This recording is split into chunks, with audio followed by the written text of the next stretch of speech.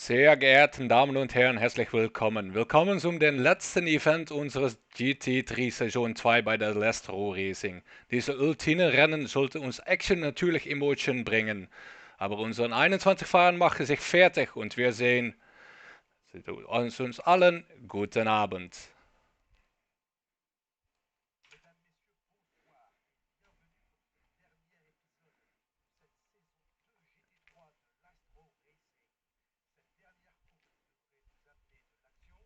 Oh, sorry, Antony.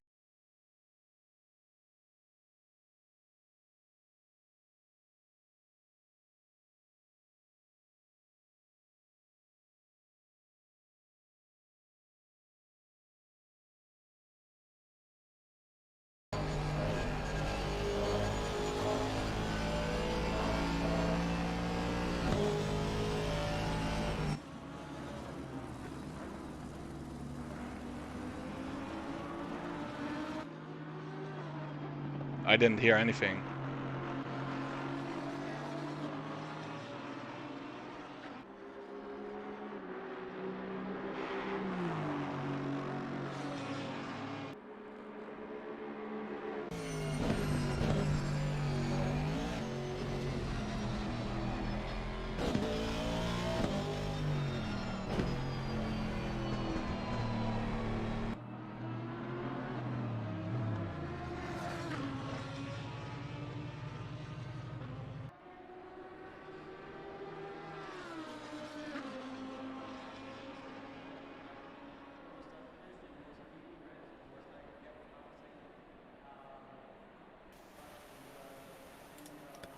Mesdames et messieurs, bonsoir et bienvenue pour ce dernier épisode de cette saison 2 GT3 de Last Row Racing. Préparez-vous à de l'action, à de l'émotion ce soir. Nous avons 21 conducteurs prêts à la compétition et nous allons voir ce que ça donne ce soir sur le circuit du Nürburgring. Sean, bonsoir. Goedenavond dames en heren en welkom bij de laatste race van het tweede seizoen van GT3 van Last Row Racing. In deze laatste spannende race hopen wij natuurlijk op actie en een beetje emotie. Onze 21 coureurs zijn klaar en wij ook. Let's get the show on the road. Wow, if I recall, this is the most multi-language stream we ever did here. I say a very good evening from us, me, myself, J.Hub, Sean on the other side, and our guest commentator here, Antony, Pellicano. A very good evening, gents. Good evening to you guys. Alright, so we are in sunny Germany, it looks like. The Nürburgring, not to mistaken with the Nordschleife, of course. We just entered qualification. Yeah, let's have a little left tonight and see what's going on here in the Nürburgring, as this race is almost up to par with the top names I've seen in the free practice. Sean, you have probably some interesting facts for this race, or this track. I only have a few. So we are of course in the Nürburgring, which is close to the town of Nürburg, in Germany. Yep. Is a track was built around 1925, and it has gone through a lot of changes. Some may know that there are like 2 or 3 layouts. The most famous one being the Nordschleife, which is the super long track where average laps are around 15-17 minutes. The one that we are driving at today is the Grand Prix one, which they used in Formula 1 last year for the first time since long. That one is 5.1 kilometers or 3.2 miles. And the fastest lap there was last year, was with Formula 1, for example, was a 1:28.139 by our very own Dutchie Max Verstappen, who put it in with the RB16. So, well, that's quite a lot of information on the Nürburgring already. Just for the localization of the Nürburgring, as you see it in stream at the moment, it's just to the northwest side of Frankfurt am Mainz. So it's in the middle part of Germany, on the west side of Germany. Quite a foresty area, and you probably will see it on track as well. A lot of wood in the surroundings, a lot of trees. Have you ever been here, Sean, Antony? I've been to Cologne. I see that it's close to Cologne, so I've been to Cologne a couple of times, and Düsseldorf, but not to Frankfurt. Interesting. You yourself, Anthony, you've been there? Unfortunately, I never had the chance to visit the area, and the track, of course, is mythical. And yeah, on the to-do list for now. Perfect. Well, yeah, we of course are racing here tonight in the last race this season. I think we already got our champion on the top of the table, but just to have a look at what's going on there, the standings for this league at the moment. And then I have to really... I see that we've confused Rudy Broker. He says, "Hi everybody," and then he says, "Was in Deutsch?" And then he says, "Je ne pas parler français." Now the votes for Luxembourg. Hey, welcome, Rudy. We thought we'd try something new. I didn't hope we confused you there. Yeah, we're looking real quick at the stats for this season. We have Tommy Schetz already being the champion in this league with 819 points. Jordi Sanders following in second, 762. Unfortunately, he's not racing tonight, and Downing 666 in number 3, 666 points. So he's also unfortunately not able to overtake Jordi Sanders anymore, as the maximum points I think was 100 or 90, around that amount. So the interesting side of the points aren't there anymore, but of course the interesting side of the race is there. We'll be probably looking tonight at a 1 hour race.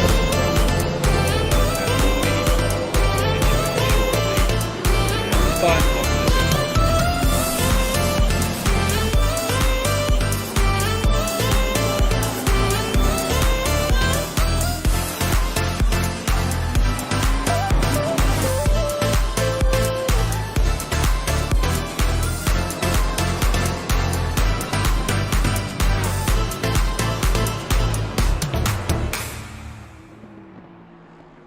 So as we said before, we're looking at a race of 60 minutes, and we'll be driving this endurance race here until the end. At the moment we are on optimum track into quali. We already had some lap times in the records. 1:54.7 is the time to beat from Tommy Schetz at the moment. Any interesting lap times already you've seen there, Anthony or Sean? I'm anticipating some very tight margins at the top of the race here, of the standings, and you saw it already in practice. We see it now in qualifying, with the top 3 being very close. It's going to be interesting. Sean, what do you think? I'm surprised. I'm happy to see that Ezer van der Velde again is pretty close to Tommy Schetz. Also because my memory might be a bit hazy, but it seems like he's made some big steps in the last few races, moving to the front of the field. Whereas at the beginning of the season, I think he was a bit in the mid. So it's really nice to see that he's been able to develop himself. I just hope that luck is on his side, that he doesn't get any weird disconnect or other stuff that he's had over the last few races, because those situations took away a podium from him, unfortunately. Yeah, and we just spoke a little bit up front to this race as well with you, Anthony. We are looking at the livery, the new livery here for Emil Madsen, and I think it was the other one you mentioned. Oh, I see what you mean. You're talking about the Postman Pat livery of our dear Elko Ugivan. Yes. Here we go, Elko Ugivan in the picture at the moment with his new livery, the Postman Pat one. So yeah, absolutely. He's on for a special delivery tonight. Hopefully for him a good race, a good performance with that beautiful BMW. Yeah, livery. For the livery, props to, of course, Chris Downing here, who always delivers beautiful liveries for most of us, and this one is particularly good looking. Yeah, I definitely have to say his livery is on point tonight. Alright, so we got a 1:54.7 still as the time to beat from Tommy Schetz. Chris Downing is following by 1/10 roughly behind. I see we have quite a few people already in the stream and in chat as well. So hey Rudy Breuken, thank you again for joining in tonight. We're voting for Luxembourg next. No, probably not, but if you don't mind, we'll keep it by racing from here on. The big question, Sean, compared to last races and last streams, is where is the entourage of Ace van der Velde tonight? Are they present? I hope so. I mean, I'd like to think that because of their cheering on, it has a positive impact on Ace, or maybe they'll just join the stream, or maybe they're already here and they'll just show themselves in a bit. We'll give that a couple of minutes to see if they are present. Looking at the times in quali at the moment, Ace van der Velde in pit, Martin Bollinger fourth with 4/10 behind the lap time of Tommy Schetz, and then the gap to Dombrowski is 1.1 second. Looking at the top of the field, Chris Downing here at the moment is increasing with 1/10, so he is roughly seeking for 2/10 to take that podium spot at the moment. So he's the first one to watch for that competitive time up top. And we have still Christophe Breilands and Enzo Benvenuti without a set time, so they probably will put in some decent times in a couple of laps from now. And we have roughly 6.5 minutes to go in this quali, and then we'll know what's being the starting grid for tonight. Chris being back in the pit street as he spun a little wide there. Just on board here with Justin St. Laurent, who is in his flying lap. Taking the inside line here on this corner. And trying to beat that time of Tommy Schetz, 1:54.7.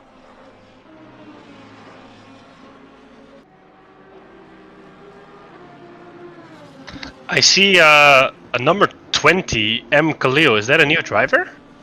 Yeah, that's a new name for me as well. I saw a couple of people joining the Discord last weeks I have to say, so probably he's one of the new drivers just participating in this last race to get a feeling for this league and the speed and the times people setting here. So he's probably testing it out to see if it's something for him to join in for next seasons.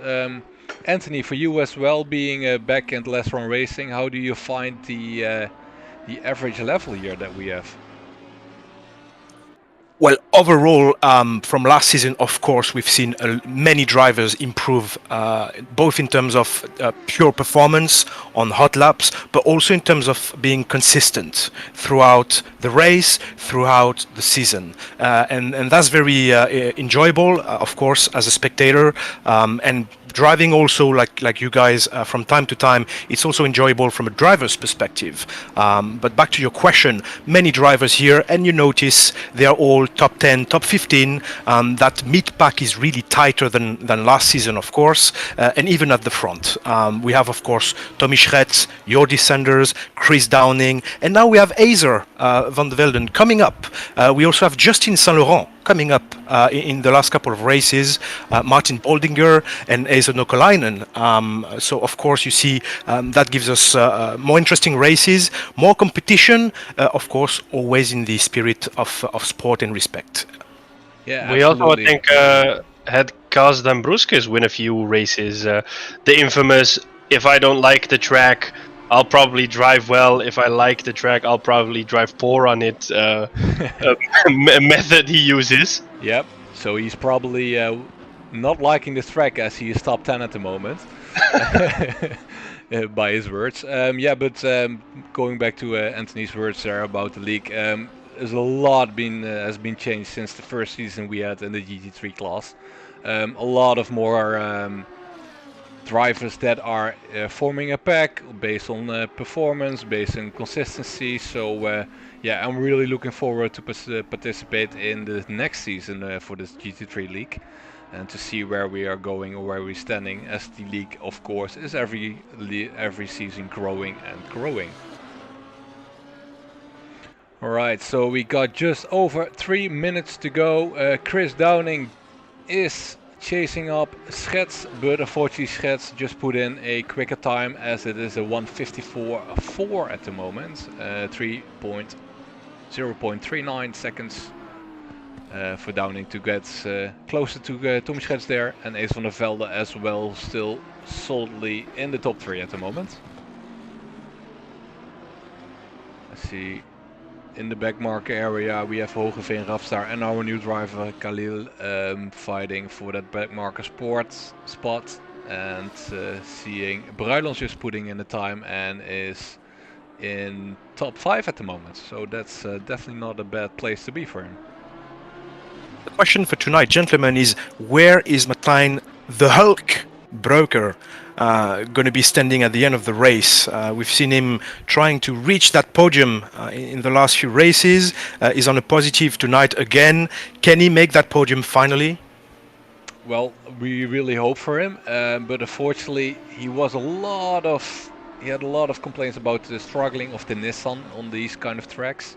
So I'm really hoping for it, but I would give him like a top 10 and he probably will be happy tonight. But we keep our fingers crossed for Martijn de Hulkbreuk tonight, definitely. I think, and that's something he has said over multiple races, is that his car constantly slides over the track, and I wonder what the difference is between how he handles the car and how Saunders handles the car, because they're both driving the same car. But I've heard him say multiple times, like, hey, I was struggling because I have no grip, my car is just sliding over the track. I also wonder if he's going to drive the Nissan next season, or is he maybe going to switch to a different car. Yeah, I think just speaking with him last week about this, and he of course participated in the 8 hours Kyalami race. He was a big fan of the Aston Martin as well. So I think there's a chance that he will be showing up next season in an Aston Martin. Nice. Alright, Yeah. so since St. Laurent just going wide, let's see if Enzo Benvenuti can do anything about that top time of Tommy Schets. He is at the moment increasing with 2 tenths this lap. He needs roughly 9 tenths to make a top 1 position.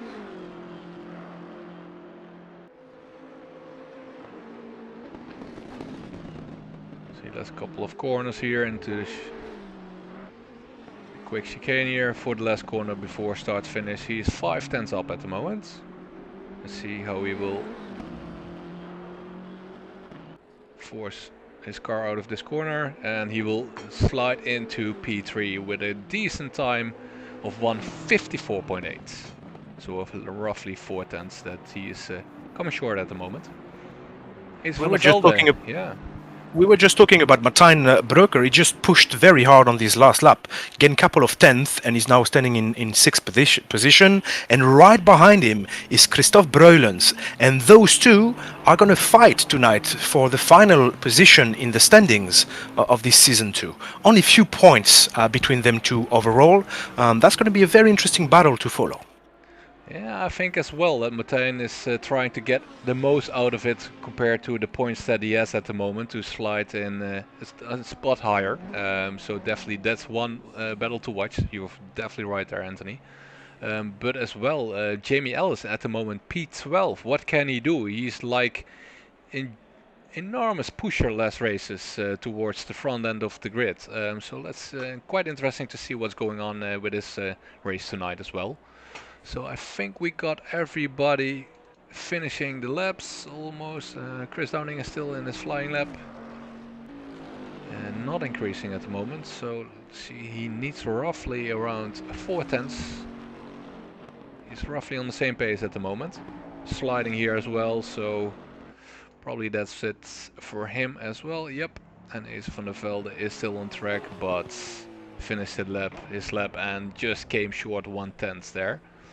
I think we got our starting grid for tonight. Tom Schets in P1, Van der Velde P2, P3, Enzo Benvenuti Downing P4, Baldinger P5, Breuker P6, Bruilens P7, St. Laurent P8, Nokalainen 9, Full Daisy P10, P11, Dembrowskis, Daas P12, Jamie Ellis P13, Delgado P14, Oosterbrugge P15, Robertson P16, Emil Madsen 17, Weideman 18, 19, Hogeveen, Ravenstar 20, and our back marker at the moment, Mohamed Khalil 21.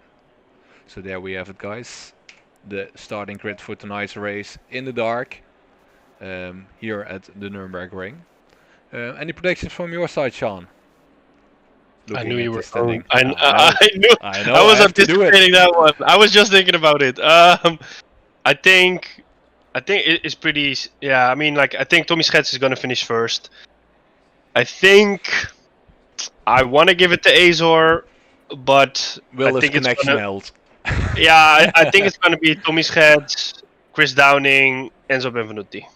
Ooh, interesting one. Antony, what would be your prediction for tonight? The last GT4 race at this same track, the Nürburgring, delivered a beautiful battle between Enzo Benvenuti and Chris Downing. I would put one of those two in the top 3. If Azor and his internet connection can, keep up there, I would put Azor in P2, and for the win, of course, Tommy Schretz. The only thing I would ask from Tommy tonight, if he can just wait, for the rest of the pack, around mid-race should be fine, about half an hour. So at least we have some margin to commentate on his performance. Thank you. Well, that's a nice way to do it, yeah.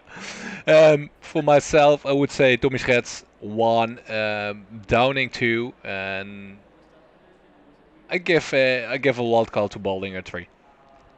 Okay. So I'm really hoping for Acer that his connection will hold up, and otherwise I will give him a shot as well for P3. But you never know, internet, right? I know exactly how that feels. I was not saying that, but I was thinking it.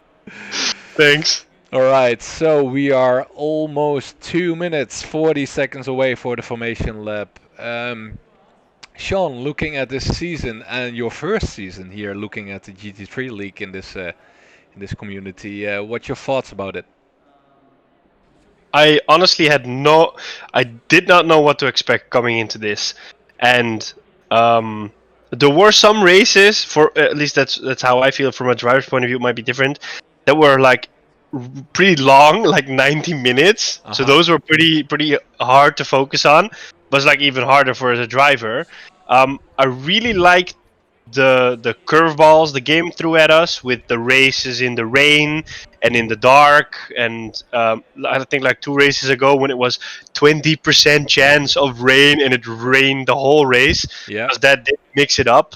And I like how, from a stream point of view, we were able to, bit by bit improve the stream. I mean, when we started, we just did the commentary, and then bit by bit we added the facts about the track, and then we added the post-race interviews. We have standings in there. We have really cool trailers in there for other leagues. So it's really cool. It's almost like this little baby you're fostering, and you can see your little baby grow up. And it's like, oh, that's so nice if you think where it was and where it is right now. So I'm really happy. I'm grateful that I could have been a part of this. So thank you to everyone that endured my blah blah about Formula 1, whereas we're watching GT3 every time. So thank you for that. And yeah, I mean, yeah, I had a lot of fun, and that's the most important thing, I think. That's really nice to hear. Yeah, and of course you have to start something, start somewhere with your interest in racing, of course. And if it's Formula 1 and you're sliding into GT3,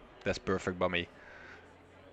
Yeah, I see that Kimberly van Dijk is present. She says, "Let's go Van Apeldoorn Racing." So the Azor fan club is showing up. Yeah, I think she's even wearing the polo that I've seen on Discord then. Oh, that's true. Some teams have polos, right? Yeah, that's cool. That's amazing, right? I even saw that the guys from Foxworth have like a shirt design of the Constructors League winnings that they put in there. So that's nice. Also nice as well. Yeah, people are taking it to the next level, I have to say. Awesome. Oh, those make it fun. Yeah, absolutely. Alright, formation lap is on the way. Tommy Schets out of position at the moment, starting up his car. Ace van der Velde as well. We'll probably have a dry race as it looks at the moment, as we have an optimum track with no forecast of rain and track temperature of 14 degrees Celsius. And are roughly 1 kilometer of wind from the northwest, I think it is. So we're quite solid on race conditions here tonight. Hopefully for the drivers, they selected the right PSIs to start this race, because if they haven't, it's going to be a bit of a struggle to go up to the next set, of course. And we've seen it already last week. The track can be a bit tricky at those very low temperatures and at night especially. Yeah, absolutely. You're completely right there, Anthony, as well. And we of course have one mandatory pit stop. So it's interesting to see what they're going to do with their strategy-wise strategy on board with the PSIs on the tires. Yeah, absolutely. You're completely right, as this track is famous for keeping some cold tires on the right side and some cold brakes as well. So we'll see if guys are anticipated correctly or they're struggling in the race as well. We saw it last week in the GT4 races, a lot of guys struggling there. The same time for the race as well, we have to say. So this was a good baseline for this race as well, to see what strategy can do.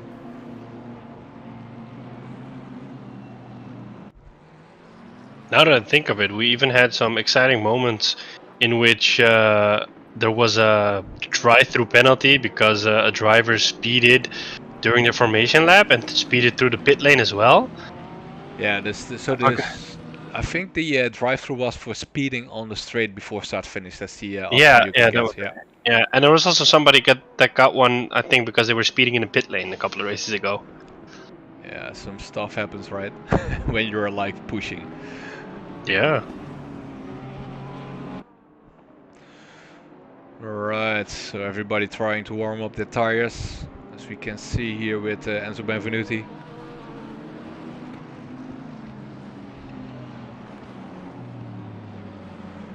Oh, got already a spin there from, I think it was Enzo.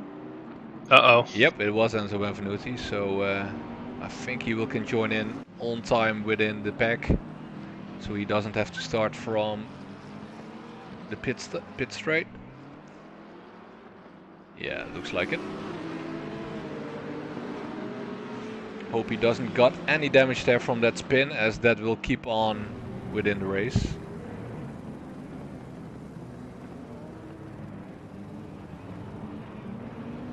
Alright, so last corner coming up. We'll move to the front of the pack to see what's going on there with the first corner. Of course, it's a really tricky right-hander there coming up after start-finish. And everybody trying to find their braking zone with cold brakes to see what they can do to get and gain a position in this race.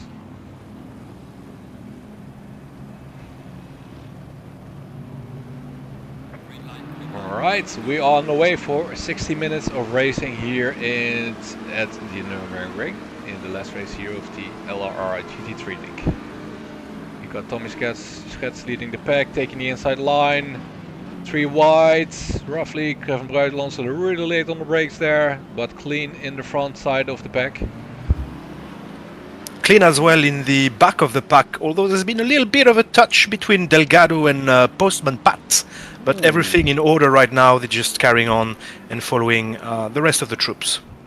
Alright, let's see how they take this inside line. 3 wide there as well. You got to have some nerves to accelerate out. And I think that was Emil Madsen just hitting Eddie Oosterburger there on the side a little. Not too bad of a hit, gladly for Eddie Oosterburger there. Let's move back to the front of the row. Tommy Schets is like taking off. And Enzo Benvenuti and Ace van der Velde trying to follow up. Ace just lost a spot to, I think it is Chris Downing. Let me have a look. Sorry, Enzo Benvenuti, of course. Ace van der Velde in third, Chris Downing still in fourth. Trying to chase up to Ace van der Velde.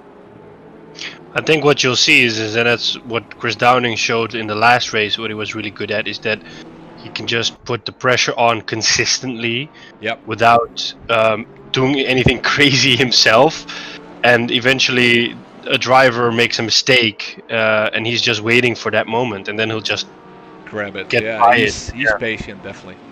Yeah. I know you drove with him in the Kilami race, Anthony. Any remarks on the driving style of Chris that you have seen there? Chris is very technical, very accurate, and he's very constant as well, right? And we could see it lap after lap. He's always within those couple of tenths of himself. Strong drive overall. And like I said, very technical, very accurate, looking for the little meter that's going to make the difference in the way the car is going to rotate through the turn. So definitely a top contender for this league next season, you would say. It's all depending on the car choice. We had some discussions already, and Chris is not yet sure which car is going to suit his driving style the best, and how much you can extract from the cars, right? Because each car is different, it behaves differently, of course, and it's also a personal feel. And Chris is still in the process of selecting that golden goose, let's say, that would help him put his feet on the next step of the podium next season. Well, interesting to hear that people are like taking it seriously and trying to get a car that's fitting their driving style as it should.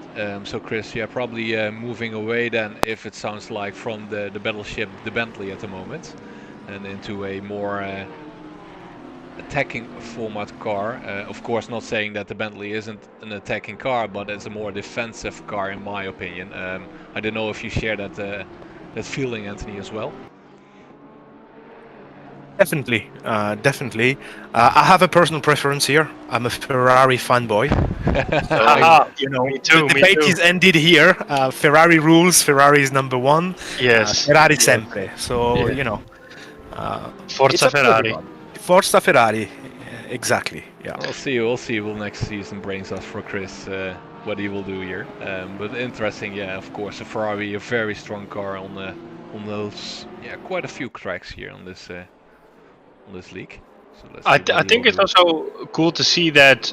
I think at the beginning of the season, I heard a lot of times saying that the Honda was the least popular car because it had a couple of downsides, and it's cool to see that someone like Tommy Schets was just able to put that car on the podium almost every race, and eventually also win the championship, even though it was the least favorite car by many.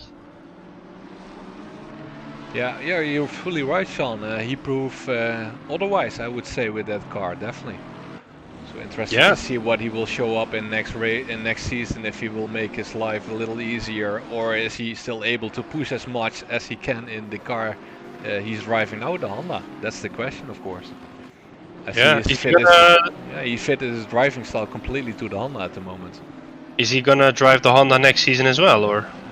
That's a question. People can still swap cars at the moment, so nothing is certain. Okay. Yeah, you saw that this season with Ugivan, right? Elko was driving the Ferrari first and then switched for this beautiful BMW. Yep. Talking about Postman Pat here, he's trying to catch Jeroen Wedman and Carlos Delgado. They were having a little bit of a battle here for a couple of turns, and now Elko is slowly catching them. Good race so far. It's clean. Hopefully the drivers are enjoying themselves with those beautiful night conditions. Yeah, we're following along here with Elkoven real quick. Try to chase up indeed to Jeroen Weideman with a gap of 0.7 seconds. Really consistent driving, it looks like, finding his pace, finding his brake moments, his braking points. Consistent race so far, yeah. Let's move a little further down the line into P9 at the moment. Jamie Ellis trying to find and close that gap towards Justin St. at the moment. It's a 1.8 second gap at the moment as we enter start finish here. I see in chat that the Raphael P says, Saunders, Super Saunders, let's go. Wait a minute, where is Saunders?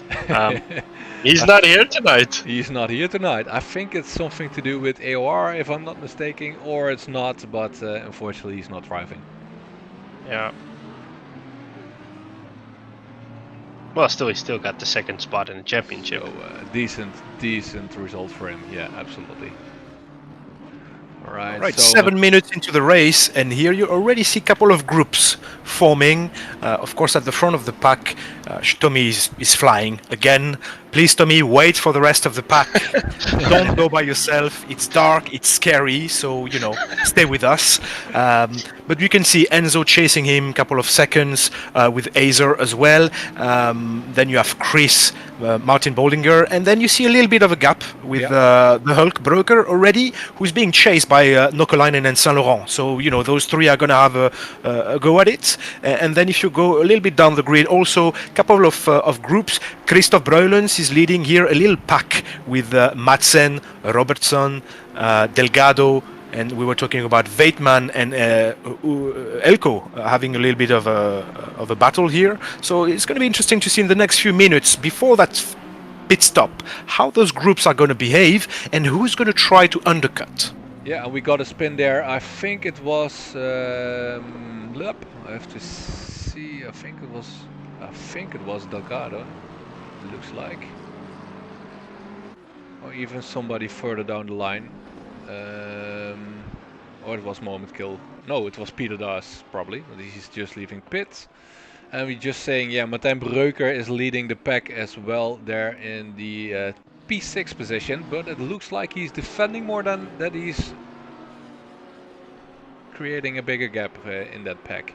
So let's see what's going on there with Ace and Nokelainen trying to chase up Martijn Breuker at the moment.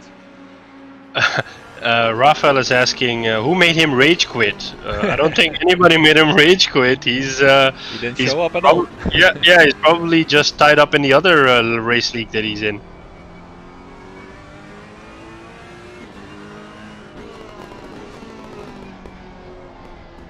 Yeah, Martijn definitely trying to drive some defending lines here in his lap. As Ace and Nokelainen is really chasing up Martijn Breuker at the moment, with a gap of 0.5 seconds. How many laps is he going to be able to resist those constant attacks from the Ferrari? The Ferrari is very stable on this track. Personally, I like it. I told you already. I feel very comfortable driving it on the Nürburgring. I'm not so sure about the Nissan here, and that may be to the advantage of Nokelainen. We see Justin Saint Laurent a little bit to the back, still following, you know, waiting for his chance as well. But he took a bit of a step back, letting those two cars ahead of him go for the real battle. Hopefully for the best. Let's see how clean and competitive they can keep this. Yeah, and as well, if we look at Martijn Breuker's braking points at the moment, it looks like he's defending and braking early to get in that racing line for him to get to the safe side. As of course we said before, the Nissan is quite wobbly here on this track, so he's probably taking it a little on the safe side here.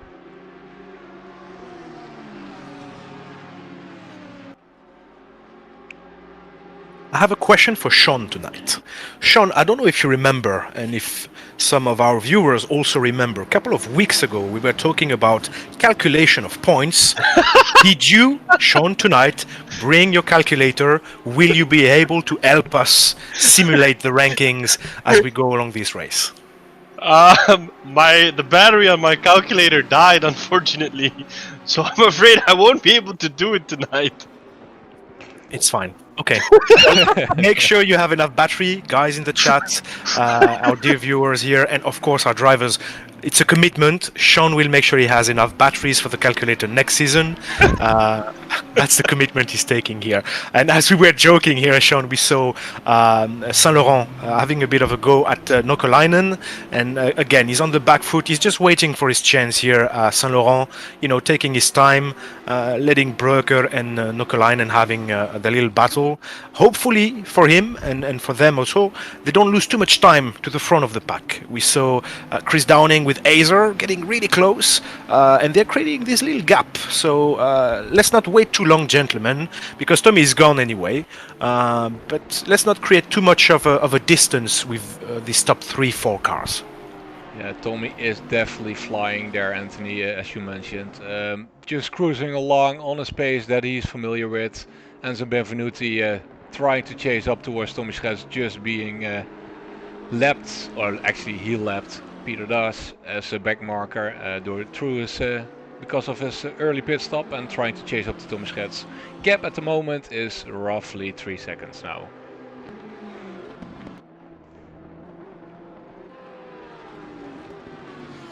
So let's move a little back there to the fight for Asa Nokalainen towards Martijn Breuker, still in the defensive line. It looks braking a little earlier to take it on the safe side, and yeah, absolutely Justin Sandro just holding back there and trying to wait his chance out, but also he should forget Jamie Ellis still within 1 second behind him as well, so he's also looking in the back mirror there, I would say.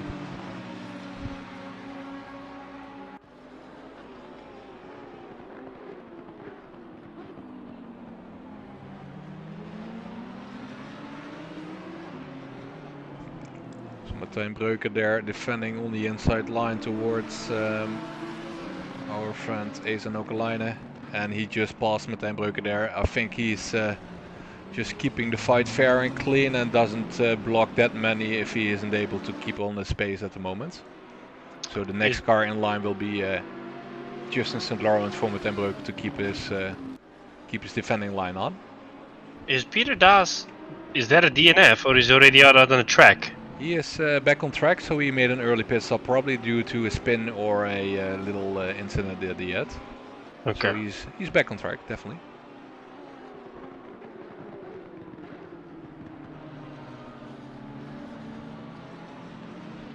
Yes, I was looking at the back of the pack here, gentlemen, as we just saw Peter Das passing through the Schumacher Hesses.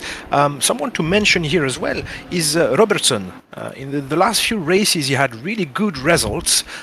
He went from P15 to P16 to P9 and to P5 on the Kyalami Super Endurance.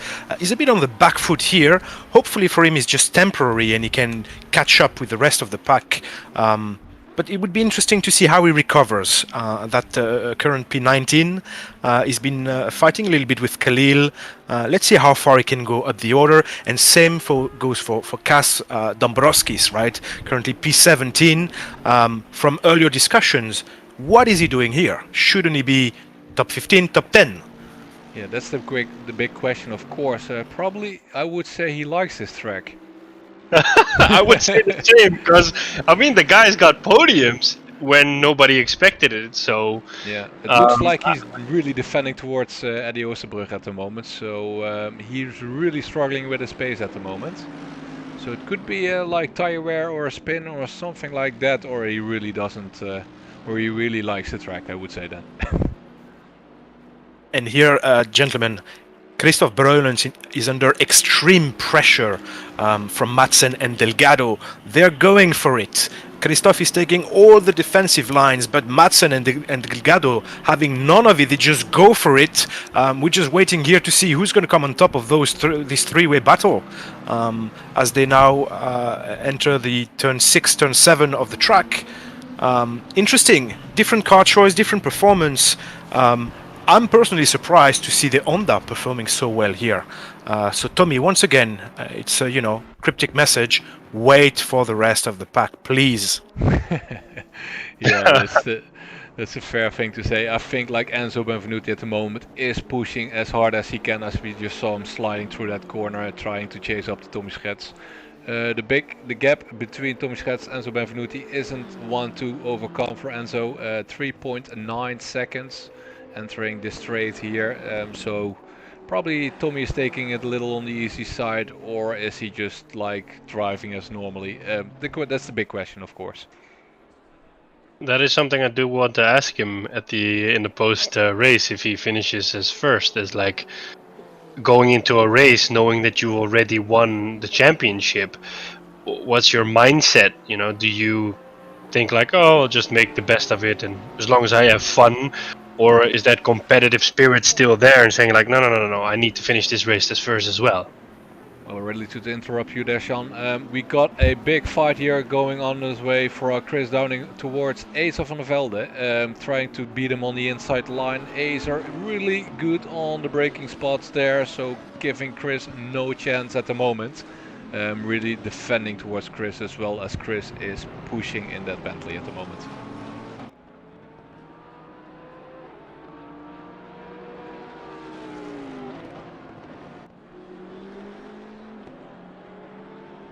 And you can see now, after 15, 17 minutes of race already, you see the field is spreading all over the tracks. And Chris has managed to stick to the back of that beautiful livery Porsche, by the way. Congratulations to Azer. Let's see what he can do. Again, back to what we were saying earlier on, technical, accurate, some would say clinical in the way he turns that Bentley around, and he's not such an easy track for the Bentley. Remember that. Bentley is really performing on track like Kyalami, for example. Yep. Here a little bit less. It's a really stiff car, right? It's very stiff, very heavy to move. But he's doing the best he can with it, and he's doing very well. As you can see, sticking to the top 3 here. Can he get that podium tonight is the question. I would say yes. You can always go for the undercut.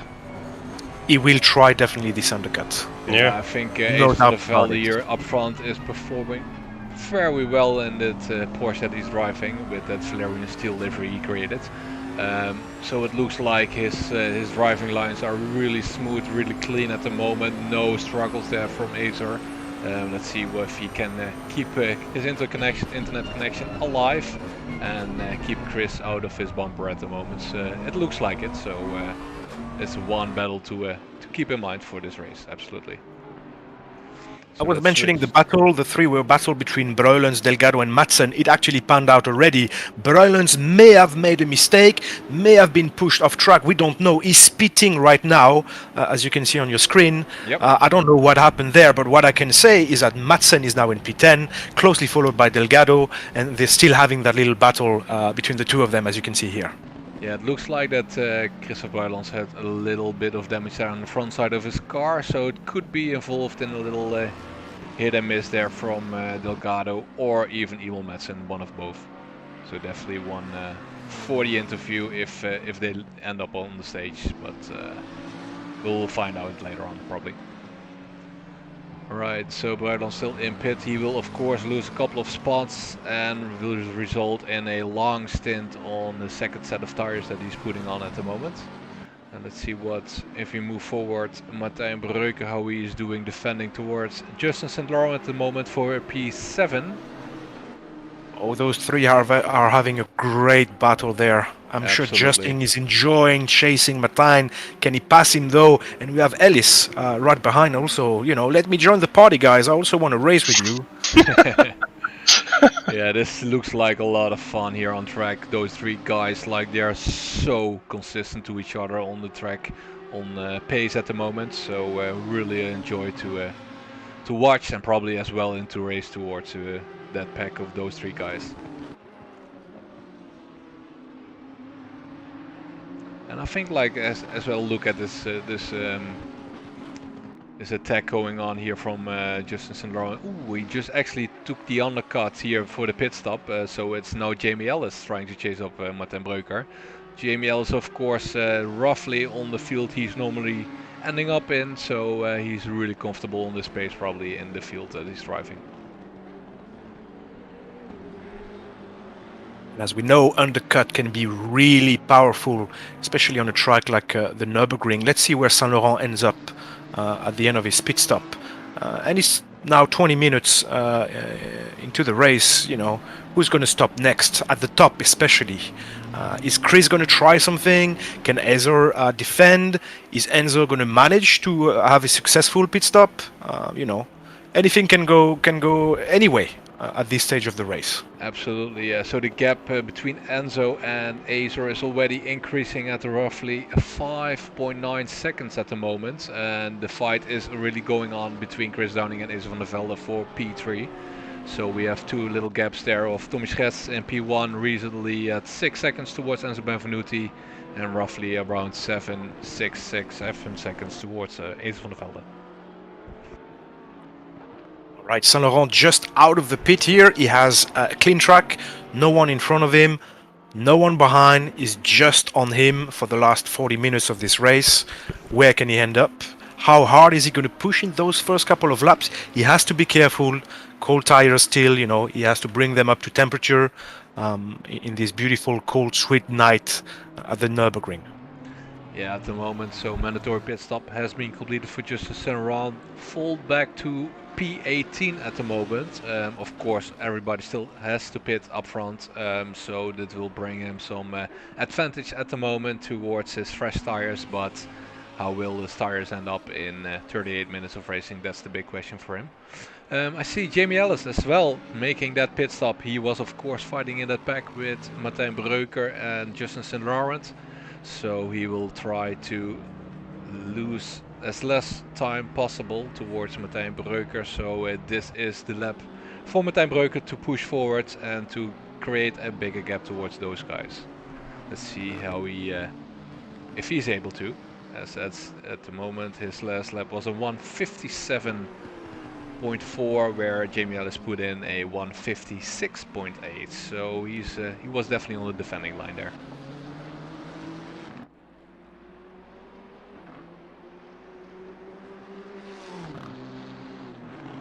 So Hilke Hogeveen and Eddie Oosterbrugge both P15 and 16 both in pit, and that's Martijn Breuker going off track, so losing some vulnerable time in that lap he was pushing.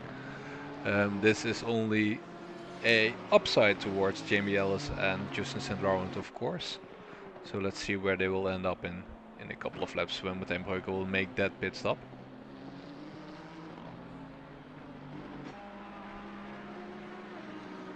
Question for the Hulk Broker is: was it just a driving mistake, or are those tires starting to struggle a little bit, and it's time for him to pit, right? Maybe he can push a bit further, try to catch up of those seconds he lost, and make them up in the pit stop.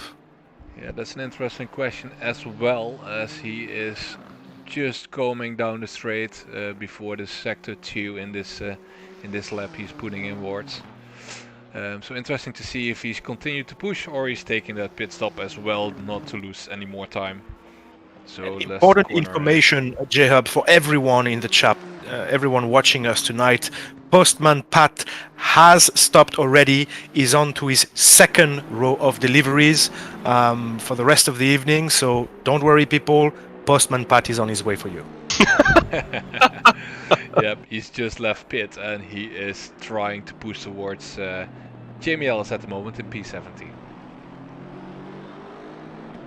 So, top contenders Chris Downing, Enzo Benvenuti, both in pit at the moment. Tommy Schets and Ace van der Velde still pushing forward. So they're trying to make that undercut on probably Ace van der Velde then.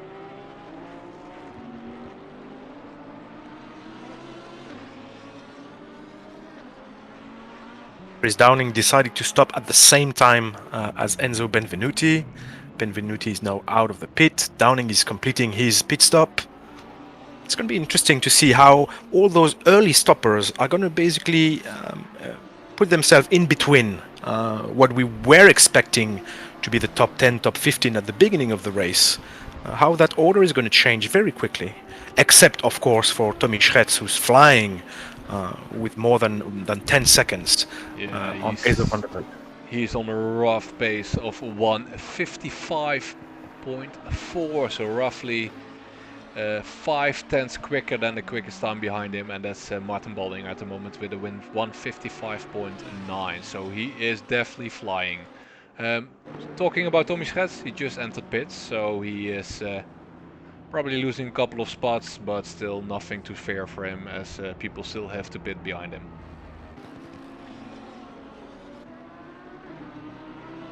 So Martin Baldinger still pushing forward, resulting now in the P1 position for now. So virtually he is leading the field now, as he still has to make that mandatory pit stop. So he will probably lose quite a few spots in a few laps when he tries to make that pit stop. Martijn Breuker as well, still trying to push forward, even though that off track he had just a little lap ago.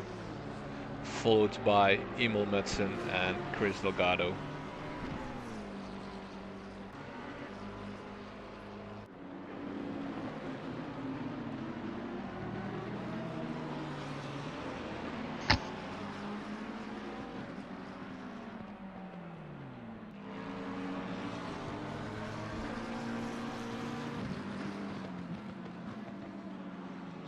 So Sean, is leaving pit now. I have a question for Sean, J.Hub. Yeah, go Sean, on. are you still confident with your prediction for tonight?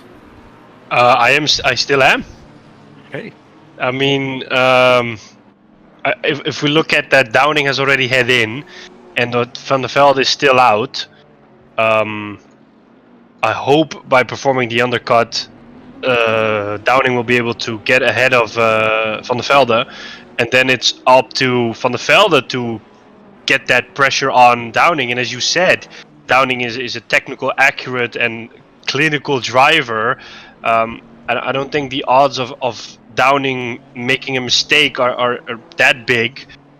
You just have to just keep his head down, keep focused, and ride it out. Whereas we don't know what Azor will do in that case. I mean, we've seen drivers in the past pushing a bit too hard and making a mistake and losing control of the car because of that, and then ending up at the end of the pack. So I still have confidence in Chris Downing.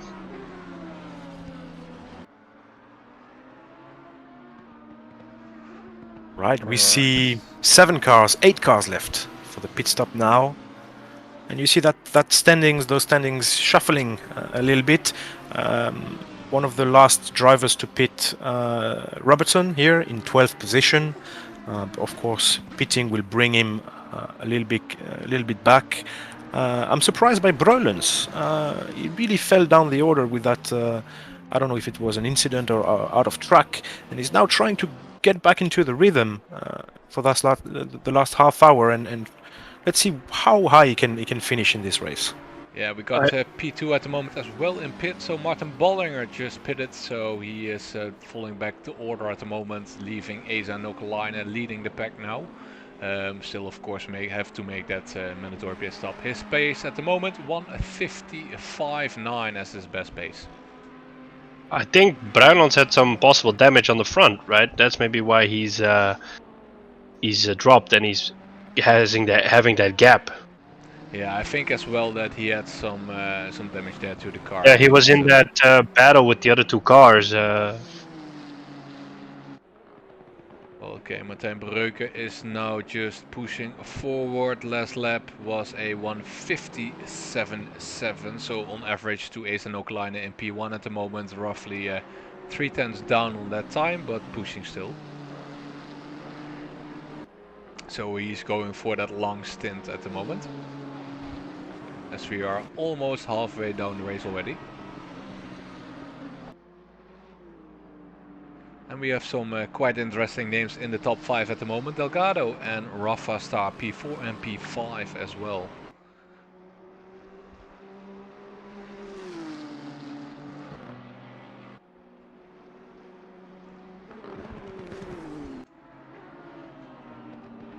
So those two guys as well trying to put up a fight for P4 at the moment. Rafa Star roughly 1.6 seconds behind Delgado.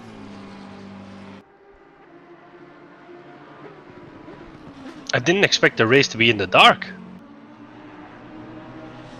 Well, that's a new dimension, Sean. Yeah, but like when we started, it was like during the day, and I didn't expect it to be dark so soon. It almost looks like because of some of the updates, the game does some strange things once in a while. Well, the qualification was on Saturday on the afternoon, so the time set for the race is Sunday, of course, in the evening. So that's a preset time frame for this race. So it should be okay. I didn't know there was like different days. I thought it's all in the same moment. Oh. It's Friday, Saturday, Sunday, free practice, qualifying, and race. Oh, nice. You learn every race, right? Yeah, I mean, I didn't know that the game allowed for such realism. Anthony, just asking a really a beginner question for Sean. As he is trying to enter this league and starting to race in sim racing, what would be your first tip or advice be for him? Well, great question. I started myself not so long ago. First tip I would give to a new starter in sim racing is, you see those beautiful rigs set up on the internet, people posting the photos of the lights, the screens, the wheel. Don't focus on this. Just find the most basic wheel you can find, the cheapest one. have a feel for it. See how you feel driving, competing, how far you want to push yourself, also the people you will meet within the community. And that's from personal experience here. I've met a lot of people at Last Row Racings, good gents, good crew, and it helped also in the difficult moments, because of course you join sim racing, you want to be fast, you want to be number one, but that's not how it works. What you need to find is your pace, and to do that you need to take the time. So it's a lot of time you need to invest, and that's why take a cheap wheel, a cheap set of pedals, try for a few races, couple of months maybe, see how you feel, how you like it, and I'm sure you're going to enjoy it. And then we can talk about upgrading your rig and becoming more and more professional, like, let's say. But don't go too far too high at first. It's easy to buy equipment. It's a little bit harder to sell it at the same price. And I think I'll almost say like hard to master as well. The gear you're using. Indeed, every gear has its own specificities, right? We hear there 1 belt, 2 belts, direct driving, different brands as well, right? You're talking about Thrustmaster, Fanatec, SimCube. So yeah, if you're ready for the adventure, you need to be sure that you're going to commit just for a little time. Don't give up first race after the first crash, after the first disappointment. And too many times you see this. Great people, great drivers to be, and after a few races they thought it was, just like when I was younger on PlayStation. It's slightly different when you approach a simulation like Assetto Corsa Competizione, and even iRacing, right? So yeah, be patient and don't give up. And if you feel you're about to give up, make sure you reach out to your community, because there are some great people here driving with you. Those are some good tips. Thank you for that. Yeah, and absolutely. Anthony's completely right. Just start off with the basic setup, but as well, don't be afraid to ask. Right? People are really eager to like teach somebody else where their mistakes are happening and how to improve, as they will easily like invite you into a one-on-one session on the server and to teach you the track or teach you the braking points, teach you the car setup, and so on and so on. So don't be afraid to ask. That's why community is so important to have. Yeah. Well, Sean, I've just heard quite a few good tips. Probably we'll see you next year on the track. No, not so soon, not so soon. I think I mean, like, if I start, I mean, I play simple race games on my PlayStation, and I mean, if I get a wheel, I want like a simple entry-level wheel, and I just want to first master driving the game with the wheel, because I believe you have to do it in like steps, and like I need to be able to get a few laps in with a wheel without going all over the place and just staying on the track, and then slowly build it from there. But maybe in 2 seasons or something, who knows? I sense like an F1 2016, F1 2017 console player here with a paddle, right? No wheel, just on the PlayStation Shock controller, right? Yeah, I do. Yes. Yeah. We've all been there, Sean. We've all been there, and some of us are still there, right? So I'm just going to tell you this one last thing: when you start, you can't stop. Really? This sim racing hobby, it turns very quickly into a passion and is very addictive. Yep. Very addictive. You're in for a good ride, my friend. Wow, well, it does get me excited hearing that. Alright, so we are 24 minutes left of the finish of the race, and Martijn Breuker is actually leading the pack, still going strong on his set of tires at the moment. So his pace at the moment is a little decreasing, at 158.1 compared to Emil Madsen, still also on the same old set of tires, 157.9. So those two guys are leading the pack, and of course virtually they will fall back as they still have to make the mandatory pit stops. I think from how deep are they going to fall back? Yeah, I think from a strategy point of view, Martijn will want to push as far as he can before heading in. I think it's a similar strategy that Jordi Sanders uses a lot. Yeah, and I know Martijn can really be very powerful on a new set of tires. If after that out lap he can really push on a stint for a couple of laps for a good lap time. So let's hope that it will bring him some more luck and probably a P7, 6 I would say would be still an option. We don't know yet, but I can tell you one thing I'm sure of is that there's one person in the chat tonight who's wishing that well of a fortune to the Hulk, finishing as high as he can. Very clever from the Broek, from Martijn here, going long. He's going to have a very short second stint. Can he bring those tires up to temperature? Because remember, the car is going to be slightly lighter than on the first stint. It might take a bit longer for the tires to come up to temp, for him to find the right grip. So the element that he needs to be careful about here is setting the right PSI on those tires. Track evolution, temperature has dropped a little bit, cars is a bit lighter. How good of it can he make the situation? Yeah, you're absolutely right there, Anthony. As track temperature at the moment is decreasing to 11 degrees since we started with 15. It goes in, J.Hub. Yep, we got Martijn Breuker into the pit at the moment, so Emil Madsen just pushing forward, making that P1 position. Of course he has to make that mandatory pit stop, but let's see what Martijn Breuker will lose on his pit stop now. Do we know what the average time is for a pit stop? I think the pit stop here itself is really short, as the pit straight is as long as the start-finish straight. So roughly I would say 50-60 seconds.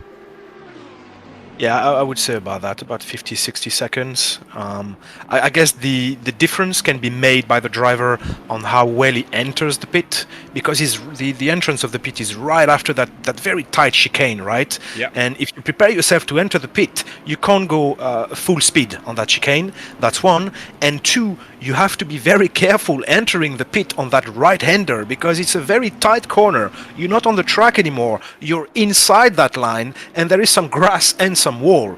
Then you need to be able to judge appropriately the distance to the pit limiter zone. Have your pit and be very, very careful on the exit. Try to find as much speed as you can in such a short distance right before turn 1. So it's a lot of complex points for the driver here, while the guy you're competing with is just driving as usual and has full speed on the straight, has the proper line for the braking on T1. So very much looking forward to see that battle between Breuker and Madsen. Who gets ahead there? Yeah, so Martijn Breuker just left the pit as a moment he is entering again the track as a P8, P9, P10 driver, sorry. He already pulled back, 11, 12. He's even falling back even further at the moment. P12, it looks like he is entering up after his pit stop. So he has a long way to go now, yeah. And Madsen is just entering the pit right now.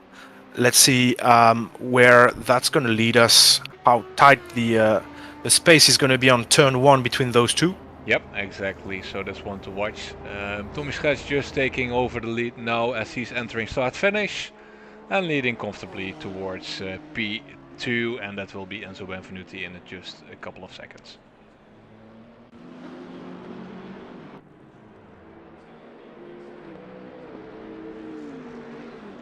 Well, we got a nice comment for you as well, Sean in chat. Rafael saying, once you start crashing, you'll never stop.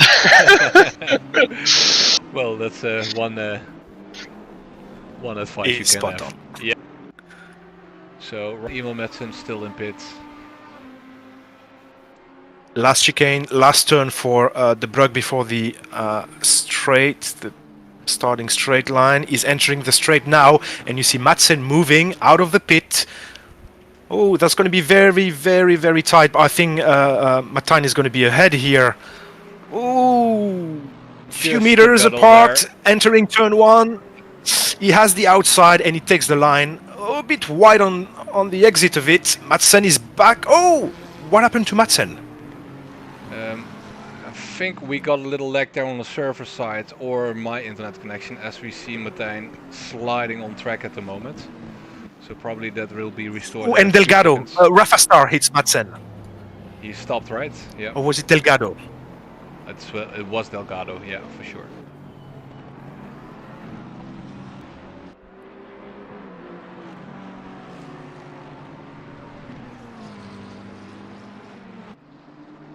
All right, so Madsen managed to stay ahead of Breuker. Yep, he's still in P10 at the moment. Oh, I see it changing second after second. Yep. Yeah, I don't know if What the is server's going on? lagging or what. I think the server's lagging, yeah, absolutely. So the standings aren't as accurate as they should be.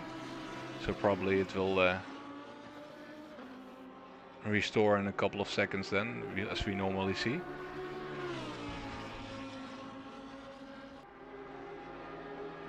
So Martin Baldinger at the moment P9, followed by Martijn Breuker P10, Christoph Bruilands looking to be in P11, and Emil Madsen fighting with Christoph Bruilands at the moment for P11 again.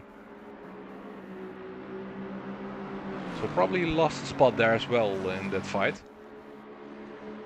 Yeah, I think there's something wrong with the. I don't know if it's the server or the connection, but it looks like the stream is like literally lagging ahead.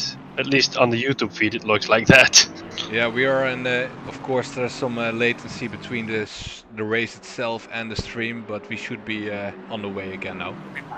And we're back, gentlemen. So what is what? We have indeed Martijn Breuker P10, Madsen P12. So of course it worked for Martijn here, but we see Madsen fighting with Bruilands over that P11 in turn 2 now. And Delgado not far away, huh? So this is for final standing position in the championship, gentlemen. Don't forget that, huh? Absolutely. Bruilands trying to push as hard as he can, as we see Emil Madsen on his new set of tires struggling a little bit in that corner just now. And giving Martijn Breuker, of course, that chance on the new fresh set of tires to keep on pushing and create that bigger gap towards Christoph Bruilands at the moment in P11.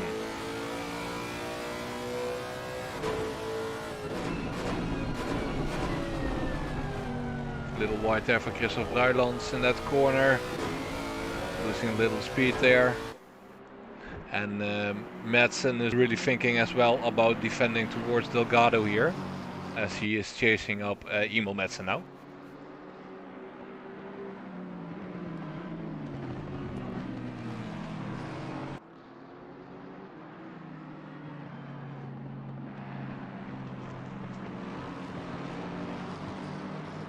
Very exciting end of the race here. We have several battles on our hands. Which one do we pick? Which one do we comment and show? Because we see Chris Downing now chasing Enzo Benvenuti.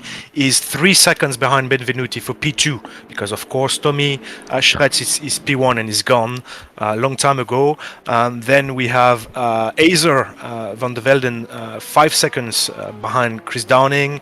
A bit later Nokalainen 9 seconds, and Saint Laurent, Ellis, Baldinger. Now we were anticipating those little gaps here and there. There's 15 minutes left in this race. How hard can you push with those low temperatures, with low fuel? Who is going to be the solid driver to make the difference in those last few laps? And again, P10, P11, P12, P13, that battle is going to carry on until the end. Exactly, and I also see quite a nice pack forming there with Dembroskis, Weideman and Hogeveen. Postman Pat Hogeveen in P16 at the moment. So probably he can push a little harder and close down the gap towards Jeroen Weideman in the Ferrari at the moment.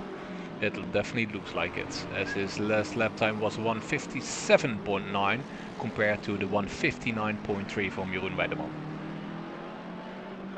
Seeing as Fuldesi has to come in still, that's an easier one for Downing, as he will probably slide into P3, and then we'll probably end up in a situation, as I'm mentioning, that Downing will just drive really technically cleanly, and Van der Velde would have to put up the pressure and to see what happens there. Yeah, absolutely, Sean, you're right. Downing is driving cleanly at the moment, but probably not in the spot he wished to be, as Enzo Benvenuti is also really confident driving in P2 with a gap of roughly 7 seconds towards Chris Downing, 6 seconds now, as Peter Voldesi is in between those guys, but still has to pit.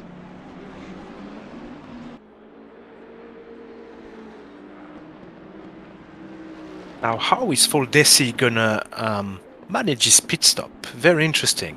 To wait that long in the race, because those tires must be gone by now, Yeah, right? absolutely, absolutely. And is he actually slowing down Downing?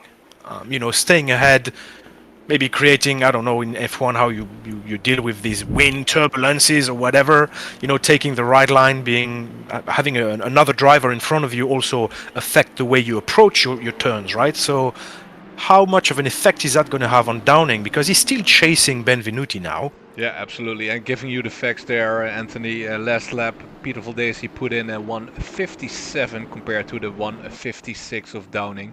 So last lap it didn't look like it had an impact on him, but of course he's now being caught up in the traffic in the way of Peter Voldesi. So let's see if his upcoming time stamp will be showing off the troubles he's having at the moment to overtake Peter Voldesi. Yeah, we see Downing now really eating the diffuser of the Bentley of Voldesi. He's most likely going to pass him on the straight line, if not turn one. I would almost say DRS is open now, but unfortunately that's not an option here. So the times just put in: Chris Downing a 1:55.8, Voldesi 1:56.9. So Downing is definitely attacking at the moment. Yeah, those tires are gone for Voldesi, and Downing here is going to lose a little bit of time to Benvenuti. Can we still have that battle, you know, for our viewers and for our own enjoyment here? Those last 10 minutes, can Downing make it? Can he come back, claim P3, maybe P2?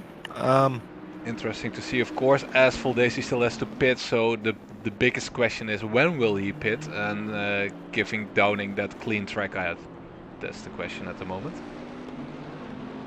Well, he has to head in soon, because we're hitting the 11th minute mark. Yeah, he probably will not wait till the last lap for sure, Sean. But interesting to see how much can he stop down Chris Downing at the moment, as that's being, really the case at the moment. Chris Downing losing time towards Enzo Benvenuti. Yeah, we see a couple of tens here and there, and Voldesi is now 4 seconds behind Benvenuti, and Downing is still stuck behind him. Yeah. Losing that precious time. There's only 10 minutes left. How well is it going to go for him? Yeah, actually Downing has two options in my opinion, is or to attack more even at the moment, or really to sit it out and wait until Voldesi take that pit stop. So interesting to see what's going on with Downing in his mind at the moment, as Voldesi is continuing to push at the moment. We see Madsen and Breulens for P11 and P12 still having a hard battle there. Yeah, they're really only competitive. Half a second. Yeah, absolutely. Only half a second. Still competitive there for P11 and 12. But then Breuker creating that little gap of roughly 2 seconds now. If you look and compare lap times at the moment, Breulens a 1:57.2 and Madsen a 1:57.0. So Emil Madsen is pushing. Yeah, that's it, done. Downing is through. He just passed Voldesi at the top of the ranking. Yep, he's just passing Voldesi, and he is blasting away at the moment towards Enzo Benvenuti. So the gap for Downing at the moment is a 3.6 second gap he has to create. What are Benvenuti's lap times? Is he like consistent, or? Benvenuti at the moment is driving a 1:57.2 compared to Downing a 1:56.6. So Downing absolutely is pushing now. And of course Megatomi at the moment 1:55, so he's really flying. Oh man. Nowhere to be found, that guy. Interesting, at the back of the pack, we see Postman Pat having a go, you know, for his last set of deliveries for the night and for the season, and he's now chased by Delgado very closely. The margin between those two has not exceeded 1 second in the last couple of laps. Can Postman Pat deliver on time tonight for the rest of the season? That's the real question. Yeah, Delgado, I just had to laugh about that comment there, Antony, nice one. Ilko, of course, really defending towards Delgado, but as well attacking towards Jeroen Weideman at the moment, as both options are still available to look forward to. So interesting to see, as he's really consistent, it looks like. What can he bring on the table at tonight's race? I was about to say someone may have actually asked for a super express delivery, and that justifies the extra fuel and extra energy that Elko is giving there to chase Jeroen Weideman. Indeed. Those three having a great battle again. We see Cas Dombrovskis, who came back slowly but surely, now P13, yep. Still chasing Madsen. Wow. Those pit stops were key tonight. Yeah, those absolutely. pressures on the tire and the temperature still dropping, right? Middle of the night. We started at 13, maybe 12 degrees, now 11. And we have the track evolution as well, right? Exactly. After 26 laps, still led by, of course, Tommy Schretz. Tommy, this is the pit box here. Wait. Because Benvenuti is still 22 seconds behind you. Oh, we got Emil Madsen just passing there. Cas Dombrovskis on the outside line in turn 1. Just trying to defend now towards Cas to keep his position. Cas taking the inside line, braking in a little earlier and giving some room to... Great racing, gentlemen. This is great close racing. Absolutely, this is amazing to see. Wide, 2 cars wide here on the straight into the left-hander. Cas giving room to Emil Madsen here. And Emil Madsen is in free air. Nice turning into each other there and giving enough space. Great driving. Right, Voldesi still did not pit there, Antony. Still pushing forward on that old set of tires. A 158.9 he put in last lap, compared to Ace van der Velde's 156.4. So Ace van der Velde is chasing up Voldesi at the moment. What is he doing? Because he has like 6 minutes left. I was about to ask, what kind of strat is that? Yeah. Does he know he has to stop? That's he my know question he has as well. two sets of tires? Oh, and there's a little bit of a mistake here by Dombrovskis. And now Madsen is going to pull away at the back of the pack. That's going to be very, very close from the last position. But back to Voldesi, yeah. Does he know he needs to stop? That's the question. Yeah, absolutely. I'm wondering now as well if I see him race. I don't know actually what the penalty will be if he doesn't stop. I think it's a 122nd or something like that. Oh man. It is, Yeah. yes. And that would bring him a while back in the standings. Yeah. Now we have to be realistic, gentlemen. There's 5 minutes left in this race. Of course, Tommy Schretz is flying. He took the Nürburgring Express line, 22 seconds ahead of Benvenuti in second position. And we were hoping for a battle between Benvenuti and Downing. 4 seconds gap between the two cars. 5 minutes of racing left. I've got some great news for you, Antony. Postman Pat just passed Jeroen Weideman here. So I'm telling you that express delivery service. He's moving up the ladder at the moment. He's going for it, and you can see in the back, right behind him, Delgado. Was it Delgado? Yeah, absolutely. Also overtaking Jeroen Weideman there. Oh, So okay, we're moving forward here. Jeroen Weideman is struggling at the moment. No more tires. Yeah, maybe could be not enough fuel, and that's something we forget very often. Is that there's no refueling, right? And you have to be very careful to punch in the right number of liters at the beginning of the race, because saving fuel on a track like Nürburgring can be very challenging, especially with a fast-paced race like tonight. Yeah, we're looking at Daniel Robson. I have to say it correctly. Daniel Robson, toen being lapped by Tommy Schretz. So Tommy Schretz is already taking over the last back markers now ready for a second lapped round. Just to move forward, Ace van der Velde is being chased still by Peter Voldesi on a set of tires. He's not giving up, but he will lose so much in the end at the moment. That's a shame.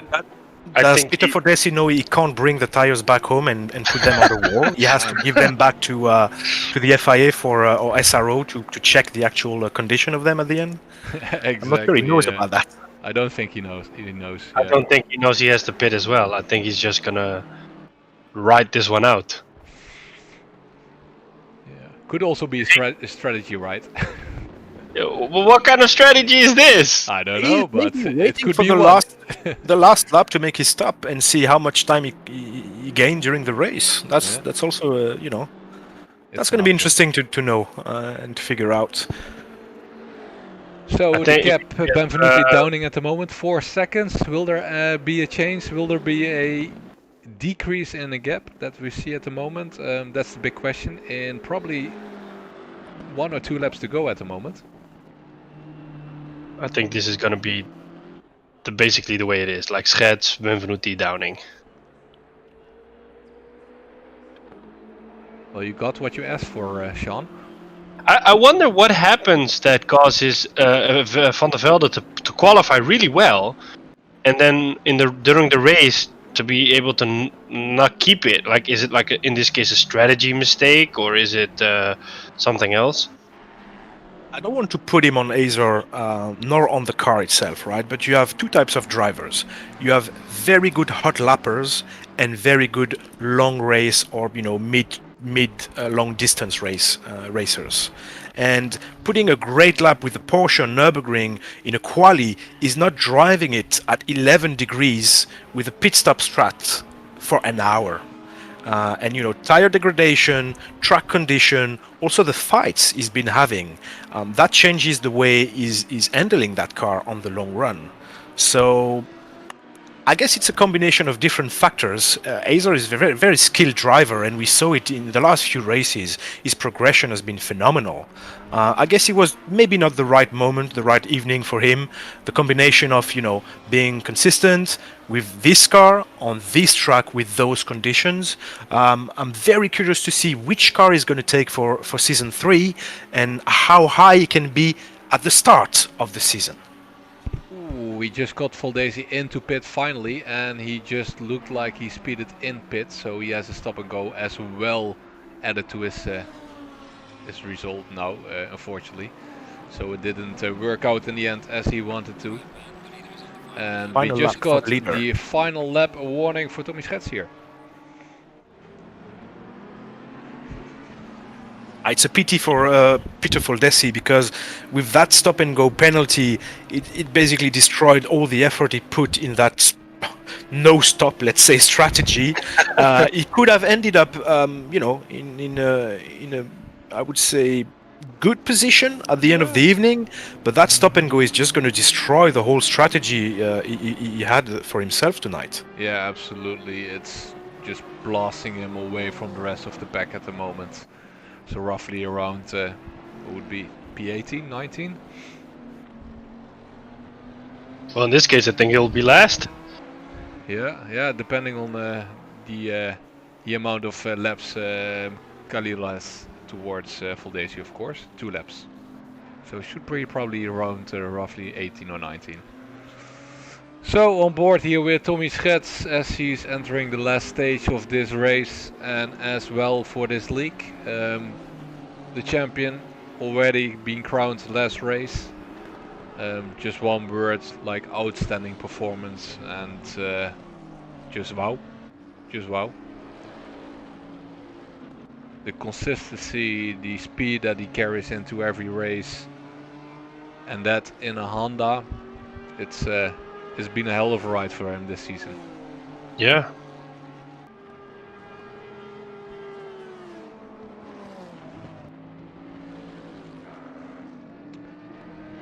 Alright, last corner coming up before start finish, and that's all we have to say. Congrats to Tommy Schets winning this endurance race here in Season 2 of the LRR GT3.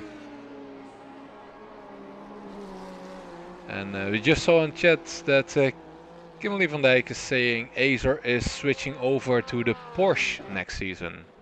So that's one to know already.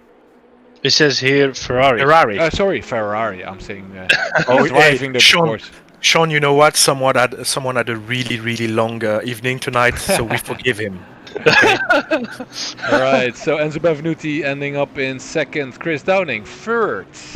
Asa van der Velde coming past start finish in P4. Asa Nokelainen is going to end up in P5. Are they doing donuts? Yes sir, they are. Justin St. Laurent P6, Jamie Ellis crossing the line here, P7, Baldinger will end up in P8. Martijn Breuker just moving up a spot, P9 due to that pit stop and stop and go full daisy. Christoph Bruilands P10 due to that fight that we just a little missed there with the lag that we had. And then followed up by Kersten Broskes P11, so he really liked this track today. And followed by Emil Madsen still in that fight with Christoph Bruilands there. Decent race from those guys as well. Postman Pat Ilko Hogeveen P13. He probably will not complain. Super express delivery tonight by absolutely. Weideman P14, Delgado P15, Rafa Star 16. Full Daisy ended up actually in 17 with a 60-second grid penalty, I think it is. I don't know why it's 60, but it was 30, it is now 60. Eddie Oosterbrugge P18, Daniel Robson P19 and Mohamed Khalil P21. As a first race he finished, so my hat off towards him. Alright, there we have it guys. The what last an evening, race gentlemen. of this season. What a season, what a race. And then before we go for the post-race interviews here, congratulations to both of you, J.Hub and Sean, for this amazing season. You know, many people see only those races, those commentaries, but there's a lot of work going in the background that people don't see. So congratulations to both of you for a very successful season. And thank you again for inviting me tonight. I had a lot of fun with you guys, and it's been a pleasure. Thank you. Well, thank you a lot, Anthony. And of course, this was all based on commitment and enthusiasm of this race and this community. So we were really happy to do it. And of course, yeah, seeing some amazing races this season already, as we saw, as we summarized before. Rain, flooded races, night races. Dry, wet, and for you, Sean, as well, being new to GT3 and to sim racing, probably an awesome experience, right? I had a blast, and I'm just I didn't know what, as I said, I didn't know what to expect. So it's just really cool to see this community welcome somebody that's not as known with all the terms and the regulations and all the stuff. So besides it being really fun, it also has been like a really nice learning experience for me. Great to hear. Just moving over to the post-race interview, I see that we already got Tommy there, Chris there, and then we probably wait for Enzo as well. Let's start off with Tommy. For you, Anthony, just to open up the post-race interviews today, what's your last words for this season for Tommy? Tommy, can you commit to wait for the rest of the pack? At least for one race. I'm not saying the whole season, but just for one race. Give us some action. Please. I thought it was going to be very close today, but I don't know. Maybe they were fighting behind me or something. Yeah, I don't know. This is my favorite track. In the car. Is that your favorite car, Tommy? Are you already planning to use a different car for different for different seasons? Yeah. I'm gonna change cars every season until they run out. So yeah, I wasn't familiar with the Honda in the beginning, so I thought, just let's try something new. So. Well, it did not end up in a bad experience, I would say. Well, some tracks it was really bad, but yeah, like the DLC tracks on like the Nürburgring, it was pretty good. So it's I think it's been a good experience with the Honda, except for a few tracks. So Perfect. Hey, Sean, looking at Tommy's results again, P1, consistent, easy driving, pushing without looking like it was pushing. Your overall experience of this race and of the whole season for Tommy, and what to expect for next season? I think it was nice to see that his car was the least favorite. At least that's what I heard at the beginning.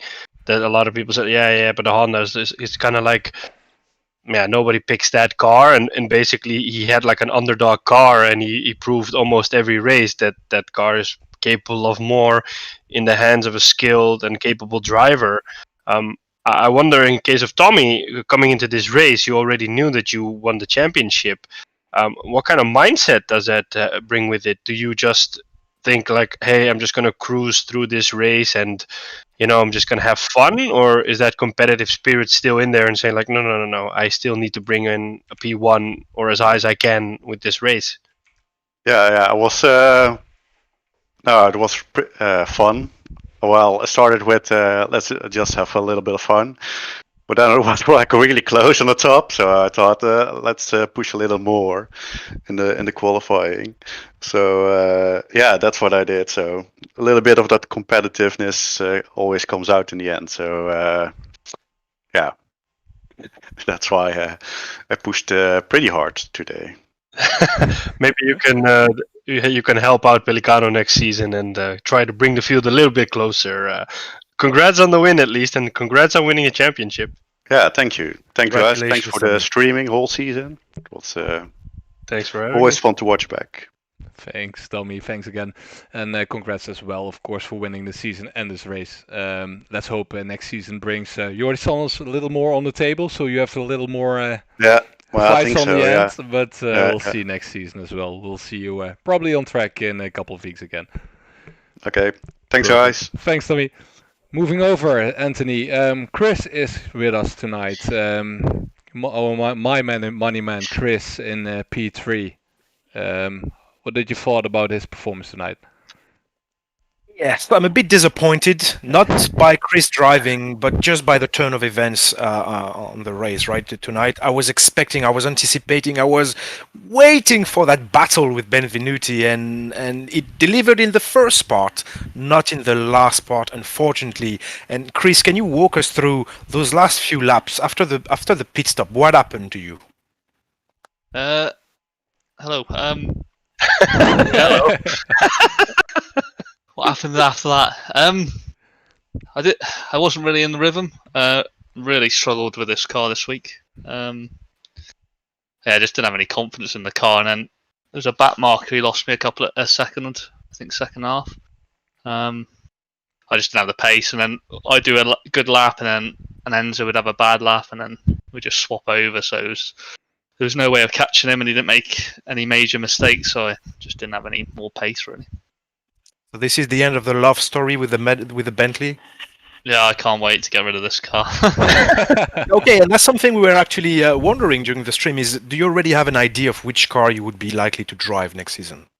Well, for British GT Championship and for the Thursday night endurance, yeah, I'm going to drive the BMW, but for the Monday one, no, I change my mind every day, a couple of times a day. Yeah, no idea. I'll just have to wait for the last second, I guess. We're up for a surprise here, gentlemen. Absolutely, yeah. It won't be the Bentley.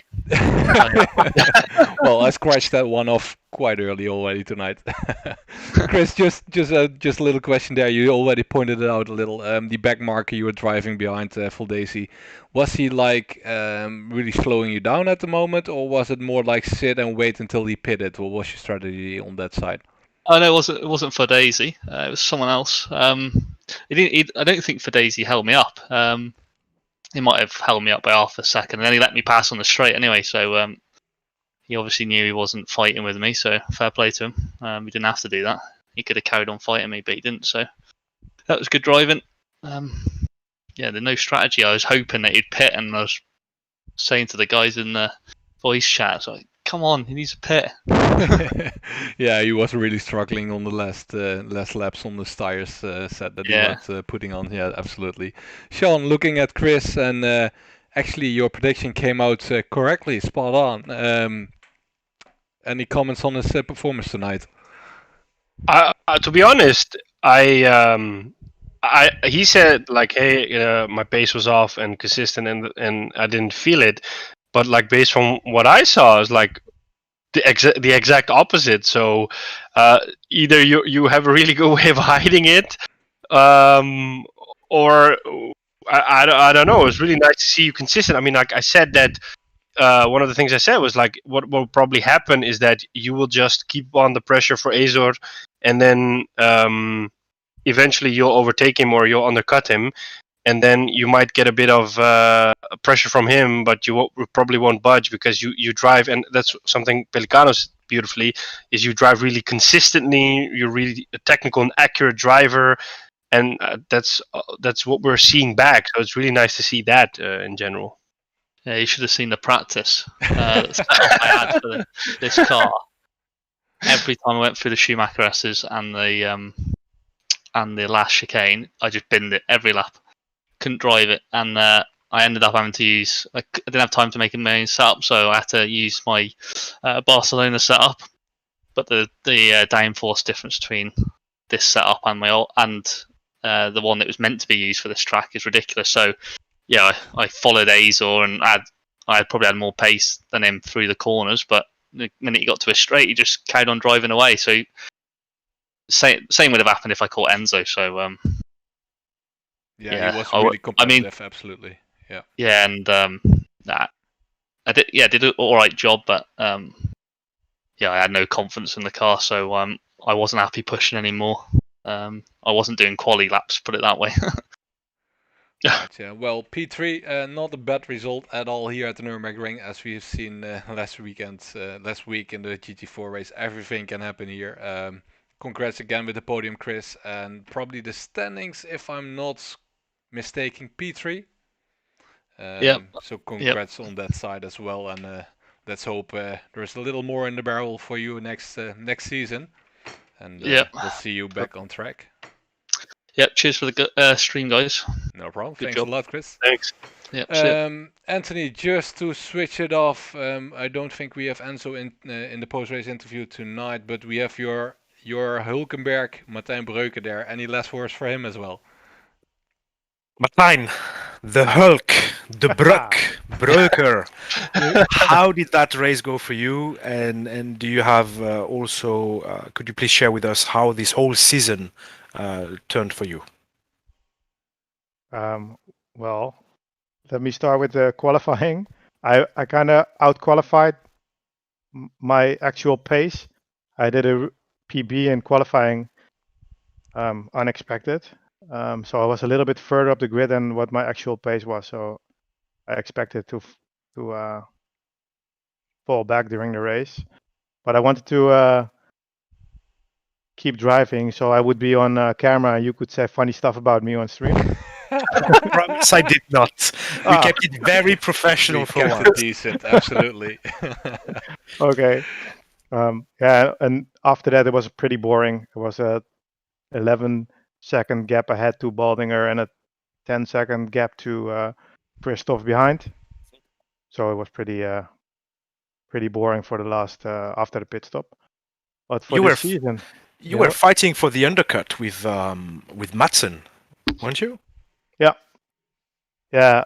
I didn't expect him to stay out longer than I did because our lap times were really slow on older tires. So I kind of expected him to go into the pit anytime, but he didn't. And in the end, I decided to go first, and then he went in the lap after, and then I got out just in front on pit exit. But I think I don't know, he had something going on in turn one because he lost out So, Martijn, I just want to set the correct expectation here. Indeed, we were following this out of track, in track race battle between you and Madsen, and that's the moment that J.Hub decided to activate his Windows updates. So, if you rewatch the stream, unfortunately, that's the exact moment where the stream is having a bit of a downtime. But we followed it offline, and it was clean. It was very exciting to see. Now, overall, for the season itself, how do you feel? You were driving one of the least popular cars, I would say, for a complete season. Do you have your eyes already on another car for next season? Yeah, I'm gonna. Of course, we have different seasons starting. I'm gonna go with the Ferrari, the Evo version for the GT3 Championship, and I'm gonna pick the Aston both for the British GT, but then the GT4 version, and I'm gonna pick the GT3 version for the endurance races on Thursday. Very nice. Yeah, very nice. let's hope I'm gonna do a little bit better. I think overall for this season, what was great for me is that everyone improved. If you compare most people's lap times they did this season to previous season, everyone made a step. So that was really nice. Indeed, we noticed this. And just a little tip for a hint for next season. I've heard, in the paddock, that the postman pad livery helps a lot, especially in the last few laps. I don't know what J.Hub and Sean have to say about it, but we were joking about it, that if you drive side by side with Ilko, you can hear the postman pad tune from his car, and that if he rolls down the window, the volume increases, and you can hear it better. Which Story did during the race. All right. Enough fun. All right, I have one question for Martijn, though. Go ahead. One more question then. Another one? So, you're being called Nico Hulkenberg, which I think you fully deserve. You're almost like, or maybe you are, like a people's favorite, a people's choice. I would almost say like a driver of the day every time. And in GT4, you've been able to get some podiums. In GT3, it's been a bit less of a thing. But yeah. I wonder do you feel like pressure on you from all those people? Because a lot of people are rooting for you. Maybe people expect something from you. And do you feel a pressure going into race? Or does any of those things affect you?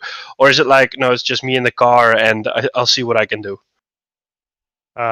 Definitely the last bit. Okay. I don't care. No, that's the best. Of course, it would be cool to finally get a podium, because if you look at my results, I had a bad stretch in the middle of the season, but all the other races at the beginning and the end were all top 10 finishes. Like some point, I'm not close enough yet to get it, or I have to be really lucky some races. But I'm happy with the top 10. So, our 2 cents advice for you: don't take the Nissan. I think we were talking about a love story with Chris and the Bentley. That's a divorce between you and the Nissan tonight. It's a difficult car around some tracks, but in the end, Jordi won the championship with it, and we won the team championship with it. So there's a lot in the car, but I have to find it. Yeah, it's probably hidden in the hood or in the trunk somewhere. Yeah. No, it's probably in the chair. All right, guys. Gentlemen, thank you so much for tonight's race and for the commentary as well, Antony, Sean. It was a pleasure to have you all and to watch this race with you and to end up the season in this way. So thanks again, everybody, and some last words from you, Sean. I don't know why, but it feels like that moment on the Titanic where it's that band that's playing, and people, we just look at each other and say like, it's been an honor playing with you, and then the ship is sinking and we're just playing on. I don't know why, but that's how I feel right now. It's been an honor commentating with you. Thank you for having me. All Dry your right. tears, Sean. Dry your tears. I'd Yeah, like to end it up with a more technical, let's say, driver of the day. Just so you know, I was following him during the race. I really enjoy Justin Saint Laurent performance tonight. He was not on all the highlights. He was not, on the replays, etc. He started 8th. He finished 6th. And he has the second fastest pit delta for this race. Very consistent. That's what we were talking about. So, props to him for being solid during this race, picking the right battles at the right moments. I just wanted to give him a bit of a highlight here. A great race by Justin tonight. And of course, gents, congratulations again. Don't cry, Sean. Don't cry. It will start again soon. I'm holding my tears in. All right. On that note, I will say